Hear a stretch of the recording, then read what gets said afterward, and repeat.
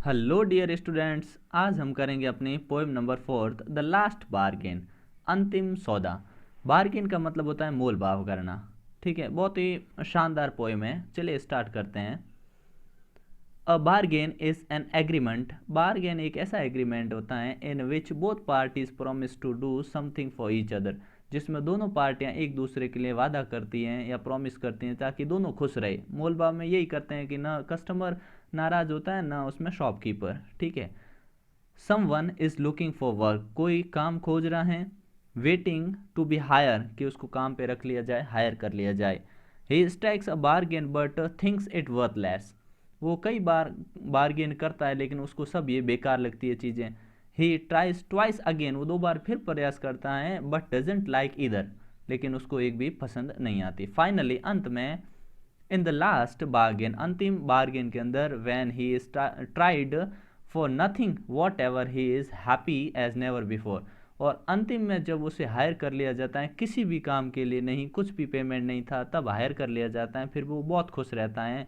What is the bargain, उसमें ये क्या सौदा है, ये बार्गेन क्या है, and why is it the best, और ये बेस्ट क्यों है। चलिए हम इस शानदार पोएम को पढ़ते हैं और पता लगाते हैं। Come and hire me, I cried, while in the morning I was walking on the stone paved road. जब मैं पथरीली रोड पे सुबह चल रहा था तो मैंने पुकारा या बोला कि आइए और मुझे हायर करिए, मुझे काम पे रखिए। तभी क्या हुआ? स्वॉर्ड, स्वॉर्ड होता तलवार। In hand the king came in his chariot, राजा हाथ में तलवार लिए हुए अपने रथ पे आए। He had my hand and said, उन्होंने मेरा हाथ पकड़ा और कहा, I will hire you with my power, मैं अपनी शक्ति से तुम्हें हायर करता हूँ, मेरे लिए काम पे रखता हूँ। But his power counted for not, not in नहीं, काउंटेड फॉर मतलब उनकी पावर तो कुछ भी नहीं थी, ज़्यादा चलने वाली नहीं थी। And he went away in his chariot, और वो अपने रथ पे चले जाते हैं। इट मीन्स जो राजा की पावर थी वो उन्हें कुछ भी नहीं लगी, जो क्षणिक लगी। ठीक है, जिससे उन्होंने काम करने से मना कर दिया।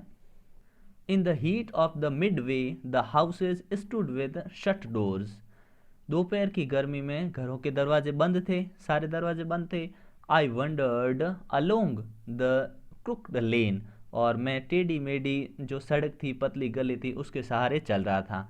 An old man came out with his bag of gold, तभी एक बूढ़ा आदमी अपने सोने से भरा बैग लेके आया। ही पॉन्डर्ड, उसने गंभीरता से विचार किया। एंड सेड, और फिर कहा, I will hire you with my money, कि मैं तुम्हें अपने पैसों से काम पे रखता हूँ। He weighed his coins one by one but I turned away, उसने एक एक सिक्के से मुझे तोलने की कोशिश किया, तोला, लेकिन मैंने, बट आई टर्नड अवे, लेकिन मैं मुड़ गया, मतलब मैंने अस्वीकार कर दिया। अपने पोइट कहते हैं कि यहाँ पे मैंने उसको भी अस्वीकार कर दिया। क्यों? क्योंकि धन दौलत तो क्षणिक होती है, आती जाती रहती है, इसलिए मैंने मना कर दिया। इट वॉज इवनिंग, अब शाम हो गई। The garden hedge was all flower, और सायकाल का समय था और बगीचे के अंदर समस्त झाड़ीदार फूल खिले हुए थे। द फेयर मेड, एक फेयर मेड सुंदर महिला, केम आउट एंड सेड, आती और कहती, आई will hire you with a smile, मैं तुम्हें अपनी स्माइल के कारण या स्माइल के बदले काम पे रखती हूँ। हर स्माइल पेल्ड, उसकी स्माइल पीली पड़ जाती है। एंड मेल्टेड इनटू टीयर्स, आंसुओं में बदल जाती है। And she went back alone into the dark, और वो फिर अंधेरे में खो जाती हैं, मतलब वो भी क्षणिक की होती है, ज़्यादा देर नहीं रहती। The sun glistened on the sand, सूर्य जो है चमक रहा था मिट्टी के ऊपर। And the sea waves broken way worldly, और जो सी वेव समुद्र की लहरें, वे वर्डली मतलब होता है निरंकुशता से, मतलब जिस पे कोई अंकुश न हो, वो ब्रोक कर रही थी, खंडित कर रही थी रेत को, ऐसे मानो। A child sat playing with सैस, और बच्चा उधर खेल रहा था।